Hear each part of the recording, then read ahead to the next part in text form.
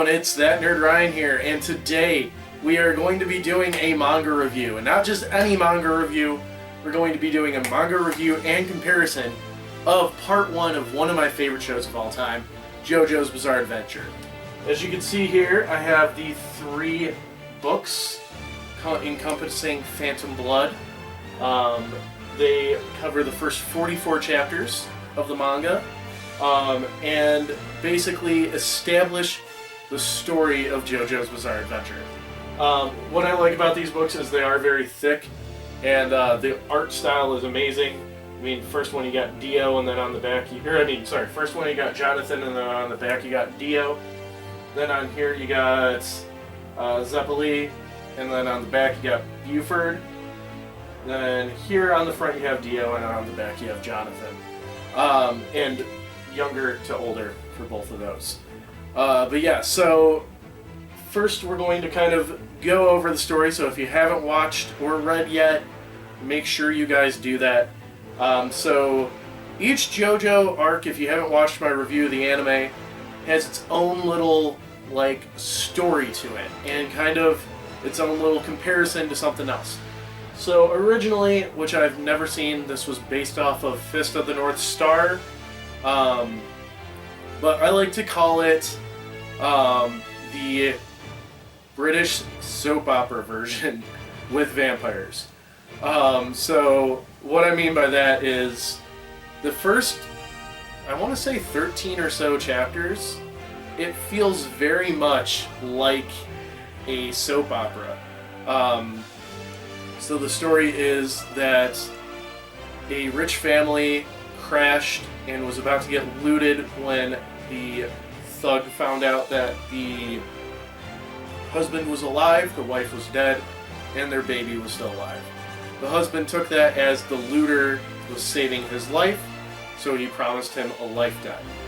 I believe it was 13 years down the line, the looter was about to die, so he sends his son Dio to the rich family of the Joestars.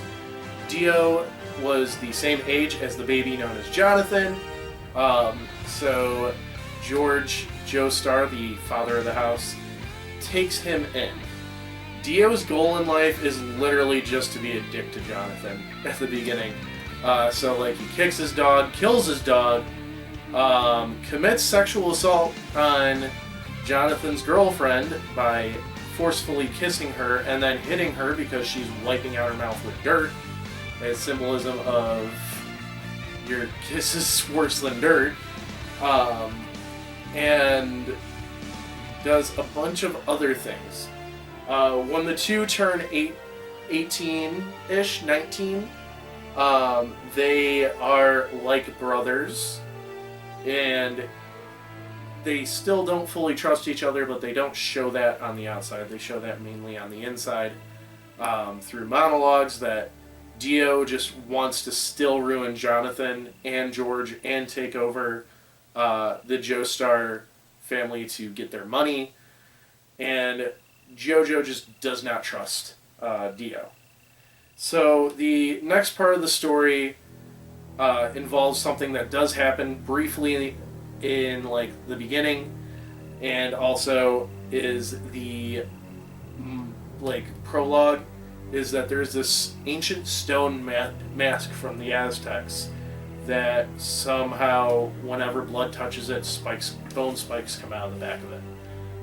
So Jonathan and Dio both study the mask separately.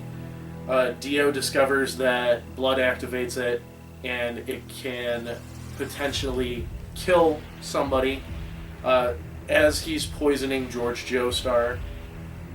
So Jonathan kind of figures out that Dio's poisoning George. So he goes out to basically save his father by getting medicine. During this, Dio decides to try using the mask on a random person. That person turns into a vampire.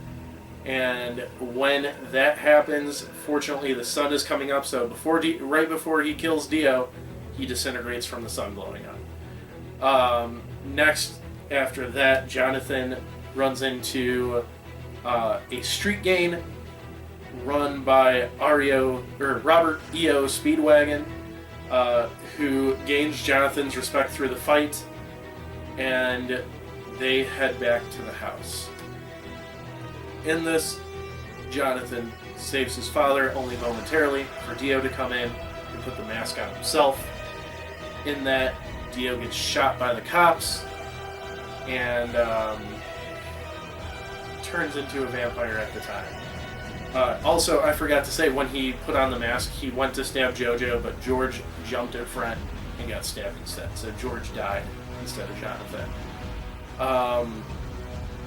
So we get this awesome part of Dio plowing through the cops becoming zombies, and just him trying to kill Jonathan. Jonathan has Speedwagon run away, which Speedwagon's best girl, and Jonathan and Dio fight, leaving in basically what appears to be Jonathan winning, but is actually a stalemate. Dio gets away, and Jonathan gets healed by his young girlfriend, or girlfriend from when he was younger, Ariana. During recovery, Jonathan and Ariana are walking where they meet Baron Zeppeli, aka William Antonio Zeppeli, who trains him in this and the next part's mechanism of Hamon. Hamon is a breathing technique that allows you to use energy from the sun, from your breathing, to hurt vampires and do multiple other things. Sorry, there's a police siren going off right now and it's distracting me. I'm trying to remember to cut this. And it's fine. Okay, anyway, so Zeppeli trains Jonathan, who is just naturally good at Hamon. And in this, they head off to fight Dio, as in Zeppeli, Jonathan, and Speedwagon. They get stopped by none other than Jack the Ripper, where Jonathan must fight him without spilling a glass of wine that he has to hold, being very gentlemanly-like, which we'll get to characters in a moment. And then after that, they get to the city that Dio is overrunning, where they meet Poco, who is basically this little kid that was tranced into trapping them, but then kind of basically just becomes their friend. And then in that, they run into Dio, who brings up his zombie horde, along with two knights, being Tarkus and Buford. Buford is more loyal and gives Jonathan his sword Luck, which he then cuts himself and writes a P on it to make it Luck. And then they fight Tarkus. In fighting Tarkus, Zeppeli dies by getting sliced in half by chains, and gives the rest of his Hamon to Jonathan, which supercharges him, and he then goes to fight Dio, and defeat, after a long and hard battle of Dio using his vampire powers to freeze Jonathan, and Jonathan using his Hamon and his sword and rose petals and stuff like that. We also are introduced to Zeppeli's trainer, Tom Petty, pretty late on too. I kind of forgot to include that, but he brought two of his other students. One did die. I cannot remember the name. I just think of him as Paul Nareth Sr. For those of you who haven't seen JoJo, give me a couple months or a year, and we'll talk about Paul Nareth Sr. or Paul Nareth. But yeah. Anyway, so Jonathan defeats Dio by charging him with Hamon. Dio cuts off his own head to prevent it from going through his head. Then we're jumped to a year later, where Jonathan and Ariana are married, and Ariana is expecting a baby. We don't know that until the end, but to continue the Joestar bloodline, she is carrying a baby. And Dio is still alive with his head. He now fully respects Jonathan and wants to use Jonathan's body as his own. So a fight ensues on this boat, and it's basically between Dio's minion, who was originally the doctor who poisoned George, and Dio's head versus Jonathan. The fight lasts very short. Jonathan causes the minion to stop the pistons on the boat, thus causing the boat to explode. He also grabs Dio's head and dies with Dio's head in his arm, which was a very touching scene, surprisingly. Ariana gets away with a random baby that was left behind due to the mother dying, along with her own. The baby will play a very important role in the next part, but we'll get to that because that is a spoiler and a twist.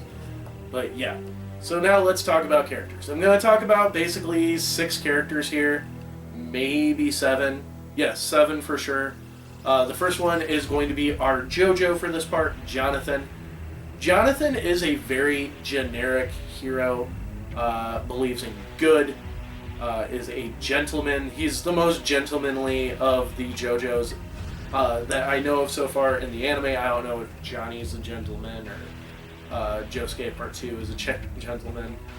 But he is very chivalrous and just tries to always do good. I mean, the way he's introduced to Ariana is he's defending her from bullies, and when he knows that the bullies will beat the crap out of him if they knew who he was, he still reveals his name, just to give Ariana more time to get away, and like stuff like that. He's a very generic good guy. He's not as interesting as other Joestars and Kujos down the line, but he's still a pretty good and liked protagonist. I remember when I first saw the anime and it revealed that Jonathan died, I was like actually upset, like physically, like I almost stopped watching the show. I was like, how are they going to continue the show without Jojo? Not realizing that every part is a different Jojo. Quick side tangent, that's what Pokemon should have done with every region. Otherwise, people wouldn't be flipping out about the whole Ash retiring thing. But yeah, anyways, so yeah, Jonathan's an okay protagonist. There's better ones, but he's good for this story. Next is our main villain, Dio, the brother and literally evil for sake of being evil vampire that Jonathan has to fight. Dio is okay. You're a good villain, iconic villain, but he's more iconic in Part 3 than in this.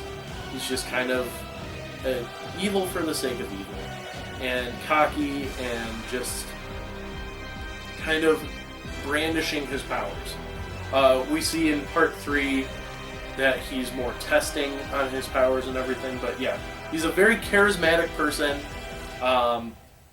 but he uses his charisma for evil. That's really all I can say about Dio. Next we'll talk about Zeppeli. Zeppeli being a mentor, I thought he was pretty good. He was kind of funny. Just how he would basically act of, like, when he first introduced himself to Jojo, he's falling over.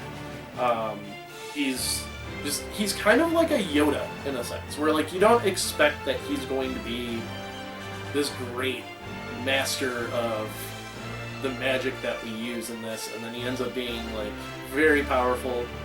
And he actually has a pretty sad backstory of his father succumbing to the mask, and that causing him to train, leave his family behind and everything. I know originally he said that he never had a family, but due to battle tendency, he left his family behind. But yeah, and then his death was actually kind of sad. Speedwagon, one of the best characters in the thing. He's mainly used for exposition in this and explaining what's going on, but Araki adds like a little commentary with it too, where it's like, my god, his head's bleeding out! That's going to be, if that was me, I'd be dead right now! Like, adding like side commentary to it just makes it hilarious. I can't even think of like what to say. But yeah, he just ends up like just being a hype guy for Jonathan for most of it. He can't use Hamon, but he is just a very cool guy, and he is very important to the rest of the series. But yeah, so now let's talk about the other two. Tarkus is probably the least interesting character that I'm going to be covering.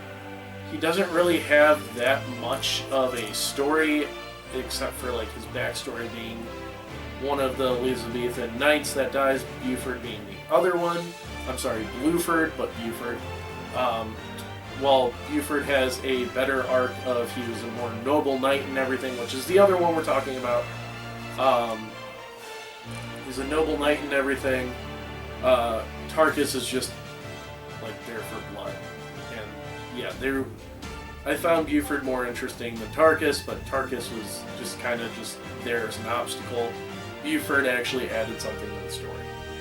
And lastly, we'll talk about, just for a little bit, George Joestar.